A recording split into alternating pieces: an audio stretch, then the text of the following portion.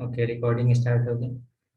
चलिए, मैं आप लोगों को बता रहा था कि आप कैसे पहचानेंगे कि जो टर्म्स दिए गए हैं ये जियोमेट्रिक प्रोग्रेशन में है या नहीं है। ये कैसे पहचानेंगे? तो देखिए, यदि आपको नेक्स्ट टर्म यानी T2 का जो वैल्यू होगा ये आपको मिल रहा है T1 में कांस्टेंट नंबर से मल्टीप्लाई करने पे, दैट मीन्स कि मैंने मान लिया कि वो कांस्टेंट नंबर क्या है, R है। तो R से मल्टीप्लाई करने पे अगर R से T1 को आप मल्टीप्लाई कर रहे हैं और आपको T2 मिल रहा है, यानी सेकेंड टर्म मिल जा रहा है। ठीक उसी तरीके से थर्ड टर्म का वैल्यू ये आपको मिल रहा है कब, जब आप T2 में सेकेंड टर्म में कांस्टेंट नंबर से मल्टीप्लाई कर रहे हैं। तो यदि ये जो कांस्टेंट नंबर है सभी जगह सेम है, यानी कि R का वैल्यू पूरे सीक्वेंस के लिए सेम है, तो फिर आप ये कहिएगा कि ये जो टर्म्स दिए गए हैं ये जियोमेट्रिक प्रोग्रेशन में है।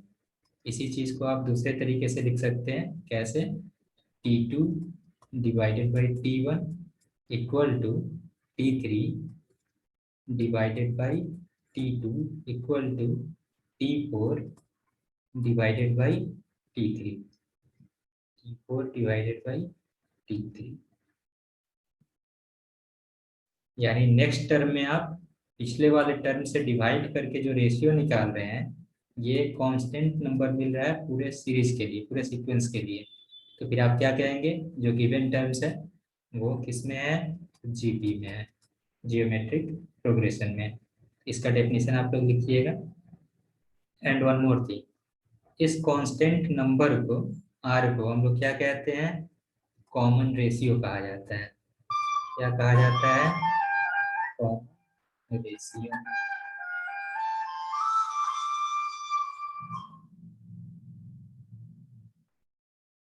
इस कांस्टेंट नंबर को क्या कहा जाता है? कॉमन रेशियो कहा जाता है। इसका डेफिनेशन लिख लीजिए आप लोग ज्योमेट्रिक प्रोग्रेशन का। A sequence is said to be in geometric progression if its succeeding term its succeeding term is obtained by multiplying a constant number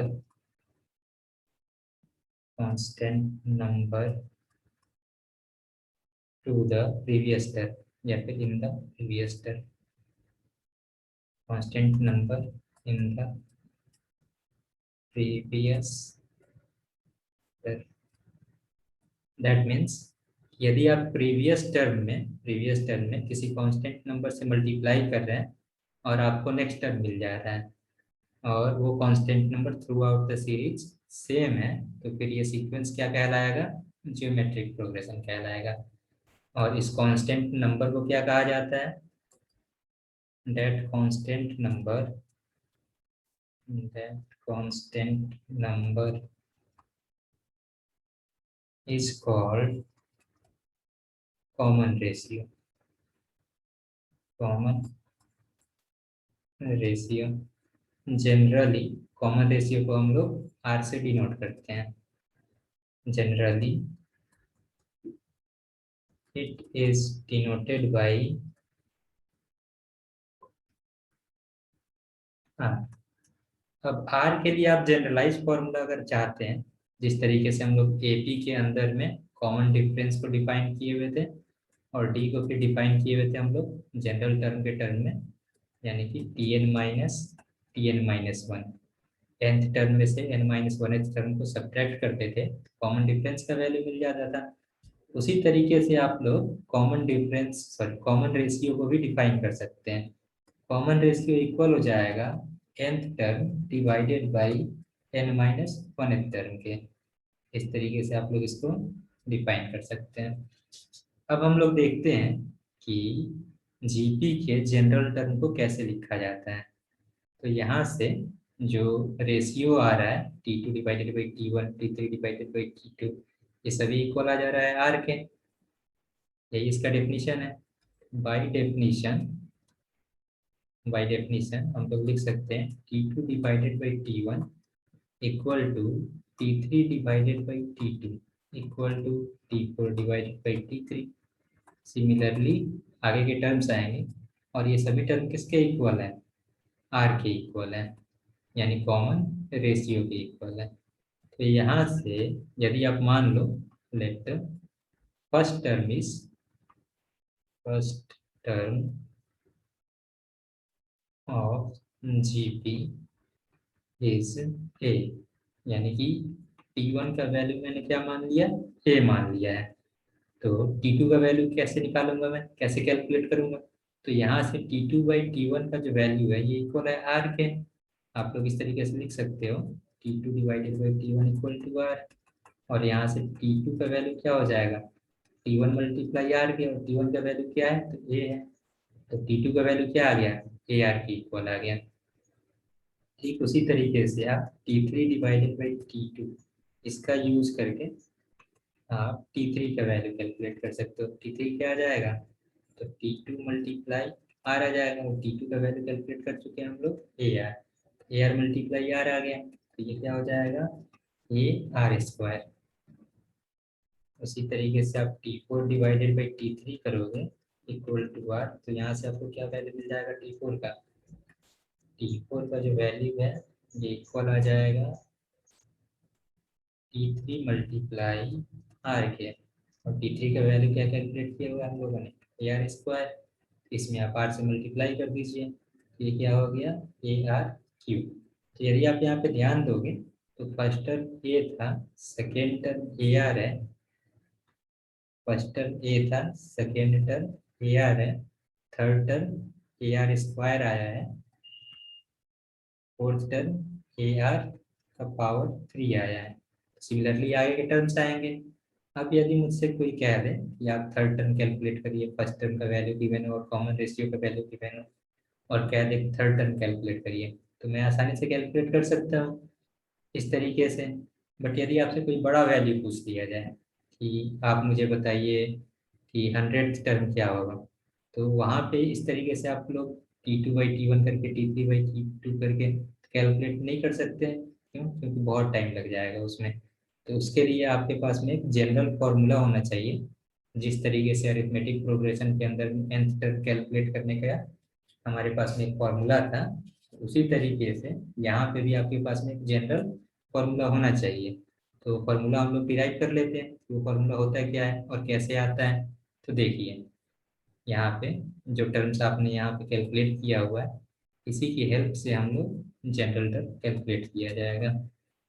तो हेडिंग दे दीजिएगा nth term of GP, nth term of geometric progression.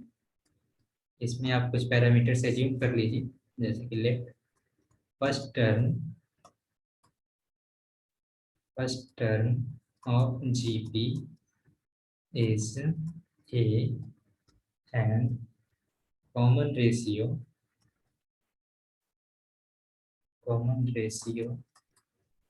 Is r. अब first term and common ratio आपको पता हो तो देखिए यहाँ पे फर्स्ट टर्म, या फिर इसको T1 से डिनोट कर देते हैं हम लोग, T1 यानी कि फर्स्ट टर्म ये इक्वल है 1 है। T2 का वैल्यू क्या आया हुआ था, किसी को याद है, ए आर आया था। T3 का वैल्यू क्या आया हुआ था, ए आर स्क्वायर आया हुआ था। T4 का वैल्यू क्या आया था, ए आर क्यू आया था। सिमिलरली यदि Tn का वैल्यू कैलकुलेट करना हो तो कैसे किया जाएगा, तो देखिए इसके लिए एक रिलेशन यहाँ पे स्टेब्लिश करते हैं हम लोग। ए को हम लोग लिख सकते हैं a multiply r to the power 1 - 1 zero हो जाएगा, और किसी भी नंबर का पावर जीरो तो उसका वैल्यू 1 हो जाता है। तो 1 मल्टीप्लाई ए यही रह जाएगा, ए आर है सेकेंड टर्म, इसको आप लिख सकते हैं a r to the power 2 - 1। 2 में से 1 को सब्ट्रैक्ट करिएगा तो 1 आएगा, और आर टू दी पावर 1 तो 1 ही आर ही रह जाएगा। सिमिलरली थर्ड टर्म में ए आर स्क्वायर को आप लिख सकते हैं a r to the power 3 - 1। A r cube है, तो इसको आप लिख सकते हैं a r to the power 4 - 1, इस तरीके से। तो यहाँ पे आप एक चीज ध्यान दोगे, जब आपका फर्स्ट टर्म था तो 1 - 1 आया था, सेकेंड टर्म के लिए 2 - 1 आया है, थर्ड टर्म के लिए 3 - 1 आया है, एंड फोर्थ टर्म के लिए वैल्यू क्या है 4 - 1। तो यदि nth टर्म लिखना हो तो r टू दी पावर क्या आएगा, n - 1 आएगा। 1 के लिए 1 है, 2 के लिए 2 है, 3 के लिए 3 है, 4 के लिए 4 है, n के लिए क्या आना चाहिए, n आना चाहिए r टू दी पावर में, एंड a सब में आ रहा है तो a nth टर्म में भी रहेगा मल्टीप्लाई में। इस तरीके से आप लोग nth टर्म इसका कैलकुलेट कर सकते हो, और ये क्या आ गया है, a multiply r to the power n - 1। तो यही है आपका nth टर्म कैलकुलेट करने का फॉर्मूला। आई होप ये आप लोगों के समझ में आया होगा कैसे इसको डिराइव किया गया है। अब इस फॉर्मूले को आप लोग को याद कर लेना है, जिस तरीके से एपी के अंदर में आप लोगों ने याद किया हुआ था nth टर्म का फॉर्मूला, तो यहाँ पे भी आपको इसको याद कर लेना है। अब देखिए इसके आगे अगर हम बात करें, टी एन को यदि मैं लास्ट टर्म कह दूं कि ये मेरे सीक्वेंस का लास्ट टर्म है, इसको मैं एल से डिनोट कर दूंगा। अब एल से आप डिनोट करोगे, इसको आप एल से भी डिनोट कर सकते हो। तो ये जो फॉर्मूला है ये आप कब यूज करोगे, जब आपसे कहा जाए कि आप स्टार्टिंग से nth टर्म कैलकुलेट करके बताइए। स्टार्टिंग से अगर आपको nth टर्म कैलकुलेट करना हो तो फिर ये वैल्यू हो जाएगा। बट अगर आपसे पूछ दिया जाए कि आप लास्ट से मुझे बताइए, कि नहीं मुझे स्टार्टिंग से कैलकुलेट नहीं करना है, मुझे लास्ट से बताइए कि लास्ट से nth टर्म का वैल्यू क्या आएगा, तो वो कैसे कैलकुलेट करिएगा आप, तो देखिए इसको आप लोग नोट में लिखिएगा। फर्स्ट पॉइंट है, if L is the last term and R is the common ratio, ये कॉमन रेशियो है, then nth term from int। int से मुझे nth टर्म कैलकुलेट करना है, तो ये कैसे कैलकुलेट करूंगा, इसका वैल्यू क्या होगा, तो ये इक्वल हो जाता है L multiply R to the power 1 - n के।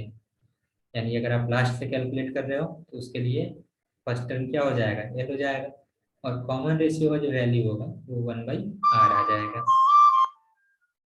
ये पूरी बात है, ये आप लोग खुद से ट्राई कर सकते हो। कैसे ट्राई करोगे, तो देखो नॉर्मल यदि आपके पास में एक जीपी है, उसके टर्म्स कैसे डिनोट करते हैं हम लोग, कैसे लिखते हैं, a r square a r to the power 3 dot of till last term l given है।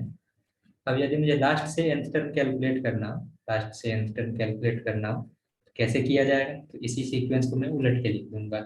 एल एल के पहले क्या आएगा, a r to the power n - 2 आएगा, इसके पहले क्या आएगा, a r to the power n - 3 आएगा। सिमिलरली आगे के टर्म्स आएंगे। अब यदि अच्छा सिमिलरली आगे के टर्म्स आएंगे इस टाइप से, a r square a r and a. अब यहाँ पे यदि आपको इस सीक्वेंस के लिए कॉमन रेशियो का वैल्यू कैलकुलेट करना हो तो कैसे करिएगा, कॉमन रेशियो ये इक्वल हो जाएगा next term divided by previous term. Next term divided by previous term, यहाँ से हम लोग निकाल लेते हैं, ये आसान है सॉल्व करना। A R divided by A r square, ये कॉमन रेशियो का वैल्यू दे देगा आपको, तो यहाँ से ए कैंसिल हो जाएगा और आर से एक आर कैंसिल हो जाएगा, तो 1/r आ जाएगा।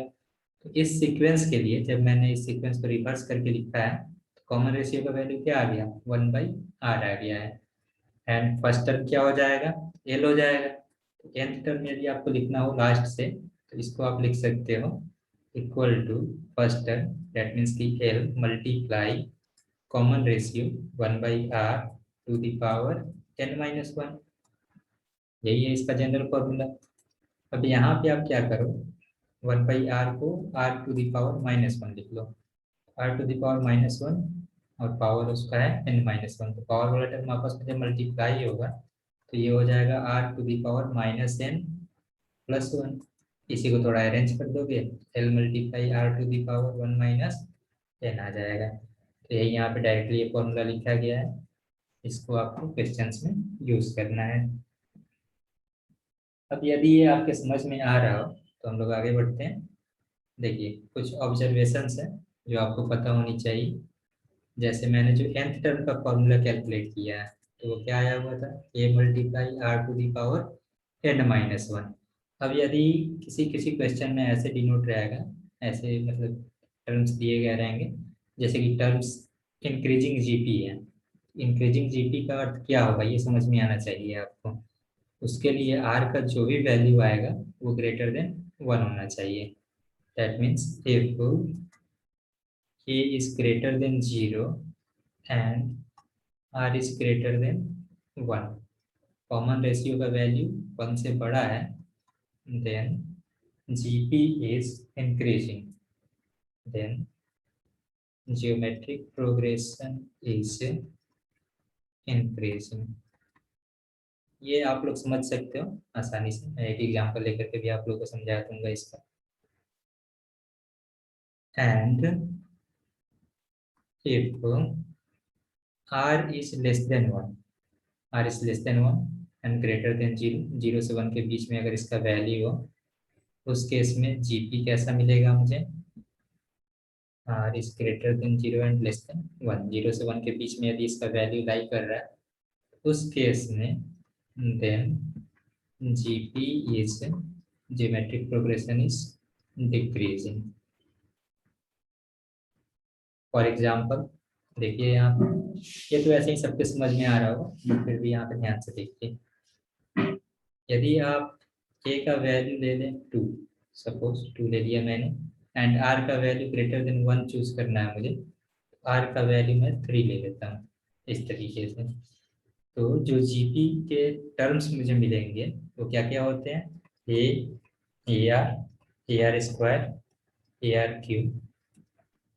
सिमिलरली आई का टर्म्स आता है, ए का वैल्यू 2 है, फर्स्ट टर्म 2 हो गया, ए आर क्या आएगा 2 मल्टीप्लाई 3 6 हो जाएगा, ए आर स्क्वायर इसका वैल्यू क्या आएगा, आर स्क्वायर कैलकुलेट कर लो आप, 9 मल्टीप्लाई 2 18 हो जाएगा, ए आर क्यूब 27 मल्टीप्लाई 2 54, इसी टाइप से आगे टर्म्स आएंगे। अब इस सीक्वेंस को देख करके कोई भी कह सकता है कि ये सीक्वेंस क्या है, इंक्रीजिंग जीपी है, यानी वैल्यूज जो है वो इंक्रीज कर रहे हैं। इसी वजह से यहाँ पे लिखा गया है a is greater than 0 and r is greater than 1, then gp is increasing। Second इसी में केस बताया गया था आपको कि if r का वैल्यू 0 से 1 के बीच में लाई करे then gp is decreasing, gp क्या हो जाएगा, डिक्रीजिंग हो जाएगा। इसको भी समझ लीजिए आप। यदि आप a का वैल्यू 2 एज्यूम कर रहे हैं, a का वैल्यू आप कुछ भी एज्यूम कर सकते हो, सिर्फ वो पॉजिटिव होना चाहिए। तो यदि मैं a का वैल्यू 2 ले लेता हूँ एंड r का वैल्यू 1/2 ले लेता हूँ, r का वैल्यू 1/2 ले लिया मैंने, कॉमन रेशियो का वैल्यू 1/2 है, 0 से 1 के बीच में इसका वैल्यू होगा। तो जो टर्म्स मिलेंगे आपको ए r square, a are cube dot dot, similarly आगे के टर्म्स आएंगे। यहाँ पे आप a का वैल्यू रखो 2 है, ए आर का वैल्यू कैलकुलेट करोगे तो क्या आएगा, 2 मल्टीप्लाई 1/2 1 हो जाएगा। ए आर स्क्वायर का वैल्यू कैलकुलेट करोगे तो क्या आएगा, 2 मल्टीप्लाई 1/2 का स्क्वायर यानी कि 4। नेक्स्ट टर्म क्या आएगा, 2 मल्टीप्लाई 1/2 का क्यूब यानी कि 8। सिमिलरली आगे के टर्म्स आएंगे। तो फर्स्ट टर्म 2 है, नेक्स्ट टर्म 1 है, एंड नेक्स्ट टर्म ये कैंसिल हो जाएगा 2 टाइम्स में, 1/2 आ गया, इससे ये 4 टाइम्स में कैंसिल होगा, 1/4 आ गया। अब इस जीपी को देख करके कोई बच्चा भी कह सकता है, बता सकता है मुझे ये कैसा जीपी है, ये डिक्रीजिंग जीपी है, वैल्यूज क्या हो रहे हैं इसके, डिक्रीज हो रहे हैं। इसी वजह से यहाँ पे जो सेकेंड केस मैंने बताया था, इफ आर का वैल्यू 0 से 1 के बीच में लाई करे देन जीपी क्या होगा, डिक्रीजिंग होगा। तो इन सभी टर्म्स को आपको ध्यान में रखना है, जब हम लोग क्वेश्चन सॉल्व करेंगे तो वहाँ पे इसका यूज करेंगे। इसी में सेकेंड पॉइंट देखिए, इफ ए का वैल्यू निगेटिव हो जाए तब क्या होगा, a is less than 0, if a is less than 0 then and r का वैल्यू greater than 1 हो उस केस में क्या होगा, कैसा जीपी मिलेगा मुझे, and r is greater than 1, then जो जीपी मिलेगा आपको वो डिक्रीजिंग जीपी मिलेगा। आर ग्रेटर देन 1 के लिए GP is decreasing, and if r का वैल्यू 0 से 1 के बीच में लाई करे, 1 से स्मॉलर हो, तो उस केस में क्या होगा, then GP is increasing. Same example लेकर के आप लोग समझ सकते हो, वहां पे बस ए का वैल्यू क्या करना, आप निगेटिव ले लेना। चलो मैं ही बता देता हूँ। मान लीजिए ए का वैल्यू है -2 एंड आर का वैल्यू है 3, ग्रेटर देन 1 है। इस केस में जो जीपी मिलेगा वो क्या होगा, ए r square a are cube, इस टाइप से आएगा, टर्म्स आएंगे।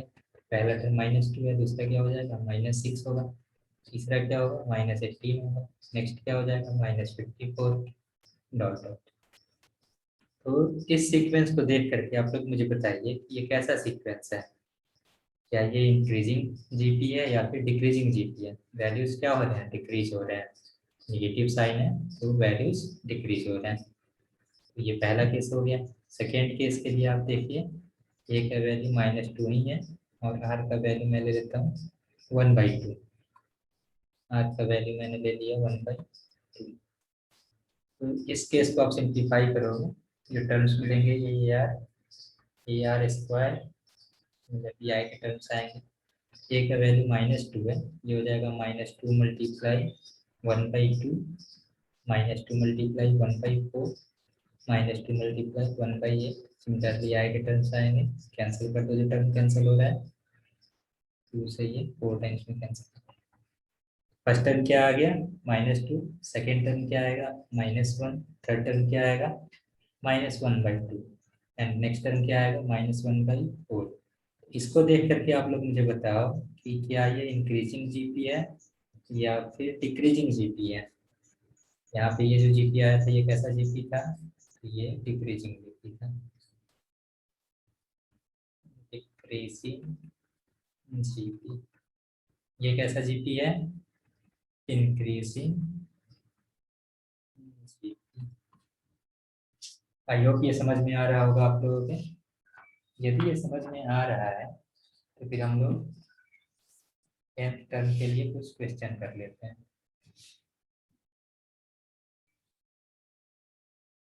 सपोज आपको क्वेश्चन दे दिया जाए, फर्स्ट टर्म दे दिया जाए, इफ a इक्वल है 2k and common ratio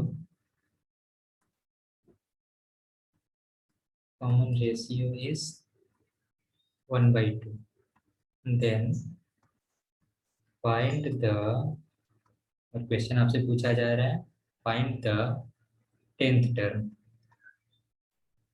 tenth term of GP. कैसे कैलकुलेट किया जाएगा, तो nth टर्म का फॉर्मूला आप लोगों को याद होगा, जीपी के nth टर्म का फॉर्मूला। सबसे पहले आप लोग जो इन्फॉर्मेशन गिवन है उसको नोट डाउन करिए। क्या क्या गिवन है यहाँ पे, तो फर्स्ट टर्म गिवन है, ये गिवन है आपको 2 के इक्वल है। फिर क्या गिवन है, कॉमन रेशियो गिवन है, कॉमन रेशियो किसके इक्वल है 1/2 के। इसके अलावा और क्या गिवन है, फाइंड द टेंथ टर्म आपसे पूछा जा रहा है, दैट मीन्स कि n का वैल्यू भी आपको पता है, यहाँ पे इक्वल है 10 के। अब nth टर्म के लिए फॉर्मूला मुझे पता है, जीपी के लिए ये इक्वल हो जाता है a multiply r to the power n-1 के। तो इसलिए टेंथ टर्म किसके इक्वल हो जाएगा, a multiply r to the power 10-1 के। a का वैल्यू क्या गिवन है 2 है, r का वैल्यू क्या गिवन है 1/2 है, 1/2 टू द पावर 10-1, 10-1 कितना आ जाएगा 9 आ जाएगा। इसको आप सब्ट्रैक्ट करो, 10-1 9 आ जाएगा। 2 मल्टीप्लाई ये क्या आ गया 1/2 टू दी पावर 9, इसको आप मल्टीप्लाई करोगे तो ये आ जाएगा 512 एंड 2 से डिवाइड करोगे तो 256, 200 क्या आ जाएगा ये 56 आ जाएगा। तो मेरा 10th टर्म किसके इक्वल आ गया, तो 1/256। इस टाइप से इसके क्वेश्चन को आप लोग सिंप्लीफाई कर सकते हो। तो यदि ये क्वेश्चन समझ में आया होगा आप लोगों को, तो आप मुझे कैलकुलेट करके बताओ। एक जीपी है जिसका फर्स्ट टर्म ये इक्वल है 3 के, एंड कॉमन रेशियो ये भी इक्वल है 3 के, then find the fifth term, of GP. Geometric progression का फिफ्थ टर्म आप लोग कैलकुलेट करके मुझे बताओ। बहुत ही आसान सा क्वेश्चन है।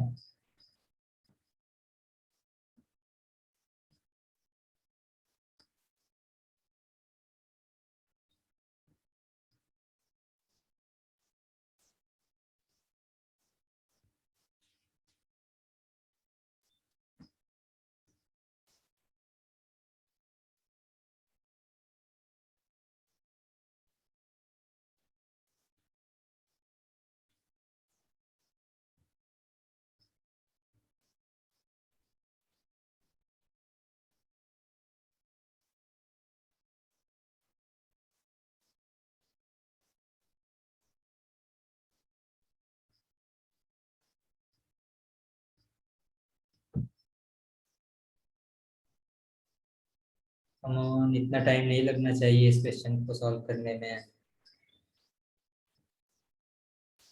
243। अदर स्टूडेंट्स आप लोग भी कमेंट करके बताइए कितना आंसर आ रहा है।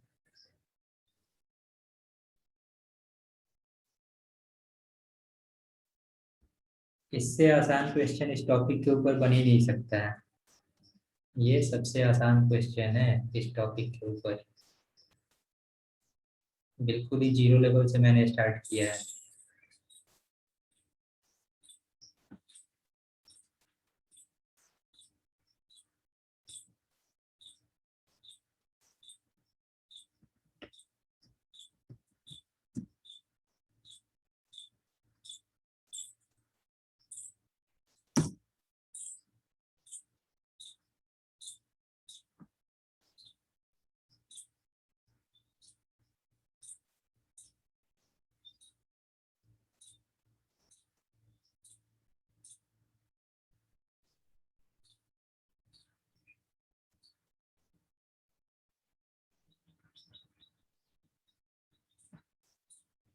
चलिए देखिए कैसे सॉल्व किया जाएगा अदर स्टूडेंट्स। ये तो आप लोगों को बताना चाहिए। देखिए यहाँ पे कौन कौन से इंफॉर्मेशन गिवन है आपको। फर्स्ट टर्म गिवन है। फर्स्ट टर्म गिवन है, वैल्यू क्या है, 3 है। कॉमन रेशियो गिवन है। कॉमन रेशियो का वैल्यू कितना है, ये भी 3 है। और आपसे पूछा जा रहा है फिफ्थ टर्म बताइए। फिफ्थ टर्म का अर्थ क्या है, एन का वैल्यू गिवन है। एन का वैल्यू कितना है, 5 है। अब आपसे फिफ्थ टर्म पूछा जा रहा है, तो पहले आप मुझे ये बताइए कि nth टर्म का फॉर्मूला क्या होता है। a multiply r to the power n minus one. तो फिफ्थ टर्म क्या हो जाएगा, t5। ये इक्वल हो जाएगा a multiply r to the power 5 - 1 के। इसको आप सिंप्लीफाई करिएगा तो ये इक्वल आ जाएगा a multiply r to the power 4 की।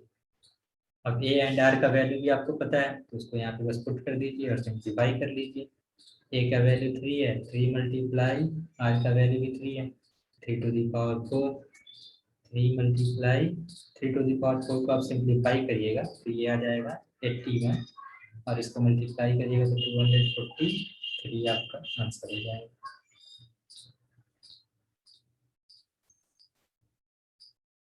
देन 3/36। नो, देखिए यहाँ पे स्क्रीन पे ध्यान दीजिए। मैंने इसको समझा दिया, इस क्वेश्चन को कैसे सॉल्व किया जाएगा। देखिए जो भी इंफॉर्मेशन गिवन हो, सबसे पहले आप लोग उसको नोट डाउन कर लिया करिए। ए जो है हम फर्स्ट टर्म को डिनोट करते हैं ए से। फर्स्ट टर्म आपको मिल गया यहाँ पे 3। Common ratio, common ratio r से डिनोट करते हैं। कॉमन रेशियो भी गिवन है क्वेश्चन में। और आपसे पूछा जा रहा है कि आप फिफ्थ टर्म बताइए। फिफ्थ टर्म का अर्थ क्या है, n इक्वल टू 5 है। टी एन क्या हो जाता है, टेंथ टर्म का फॉर्मूला क्या होता है, a multiply r to the power n minus one. T 5 calculate करना है मुझे। फिफ्थ टर्म कैलकुलेट करना चाहिए, क्या हो जाएगा, 10 को आप रिप्लेस कर दीजिए 5 से, a multiply r to the power 5 minus 1 हो जाएगा, और ये इक्वल हो गया a multiply r to the power 4 के, 5 में से 1 सब्ट्रैक्ट करिएगा तो 4 आ जाएगा। ए एंड आर का वैल्यू क्वेश्चन में गिवन है, उसको पुट कर दीजिए और सिंप्लीफाई कर लीजिए, आंसर आ जाएगा। इससे आसान क्वेश्चन हो ही नहीं सकता था। चलिए एक और क्वेश्चन सॉल्व करके बताइए आप लोग मुझे। क्वेश्चन है एक, first term of A GP is, first term of our GP geometric progression is 2 and common ratio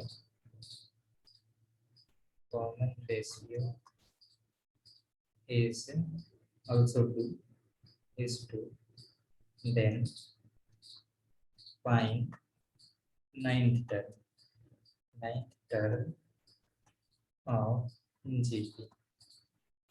ये क्वेश्चन सबसे बनना चाहिए।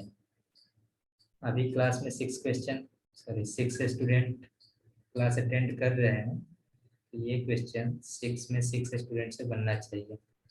आप लोग अपना अपना आंसर कमेंट करके बताइए मुझे कितना आंसर आ रहा है।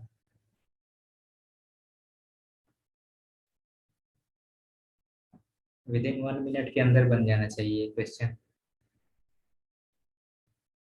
आप लोग आईआईटी जेई का तैयारी कर रहे हैं, ऐसे क्वेश्चन में फंस जाइएगा आप, बताइए।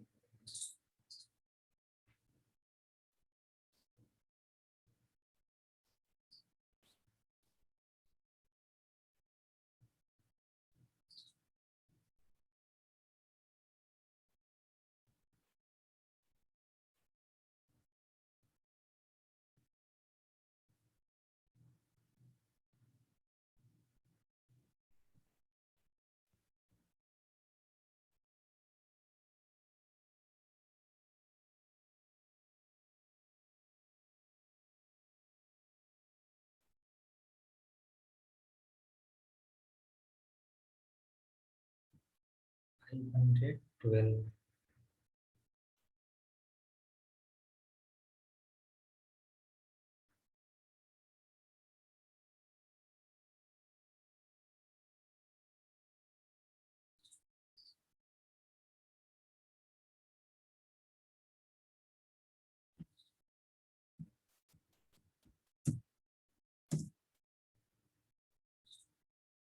कम ऑन अदर स्टूडेंट्स, आप लोग भी कमेंट करके बताइए। अभी तक मेरे पास सिर्फ एक स्टूडेंट का कमेंट आया। ये क्वेश्चन सबसे बनना चाहिए।